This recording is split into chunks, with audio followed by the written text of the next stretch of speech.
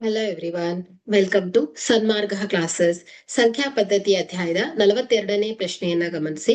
1/2 ಮತ್ತು 2/7 ನಡುವಿನ ಒಂದು ಅಭಾಗಲಬ್ಧ ಸಂಖ್ಯೆಯನ್ನ ಬರೆಯಿರಿ. ಸೊ ಮೊದಲನೇ ಭಿನ್ನರಾಶಿ 1/7.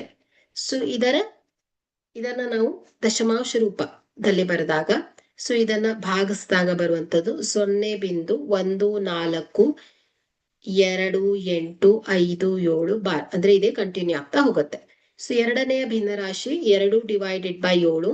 ಸೊ 0.285714. ಓಕೆ. ಸೊ ಈಗ ಅಭಾಗಲಬ್ಧ ಸಂಖ್ಯೆಯು ಅಂತ್ಯವಿಲ್ಲದ ಮತ್ತು ಆವರ್ತವಲ್ಲದ ದಶಮಾಂಶ ಆಗಿರ್ಬೇಕು. ಓಕೆ. ಸೊ ಅಭಾಗಲಬ್ಧ ಸಂಖ್ಯೆ ಅಂದ್ರೆ ಏನ್ ಹೇಳಿ, ಆವರ್ತವಲ್ಲದ ಮತ್ತು ಅಂತ್ಯವಲ್ಲದ ದಶಮಾಂಶವಾಗಿರ್ಬೇಕು. ಸೊ ಸಂಖ್ಯೆಯ ಆಯ್ಕೆ ಹೇಗಿರ್ಬೇಕು? 0.142857 ಬಾರ್ ಮತ್ತು 0.285714 ನಡುವಿನ ಸಂಖ್ಯೆಯನ್ನೇ ಆರಿಸ್ಬೇಕಾಗತ್ತೆ.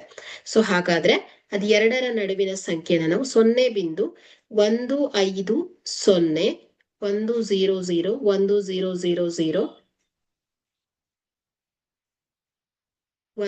So on. ಸೊ ಇದು ಒಂದು ಸೂಕ್ತ ಅಭಾಗಲಬ್ಧ ಸಂಖ್ಯೆ ಆಗಿದೆ. ಇದೇನಾಗಿದೆ? 1/7 ಮತ್ತು 2/7 ನ ಮಧ್ಯದಲ್ಲಿರುವಂತಹ ಅಭಾಗಲಬ್ಧ ಸಂಖ್ಯೆ ಆಗಿದೆ. Okay, thank you.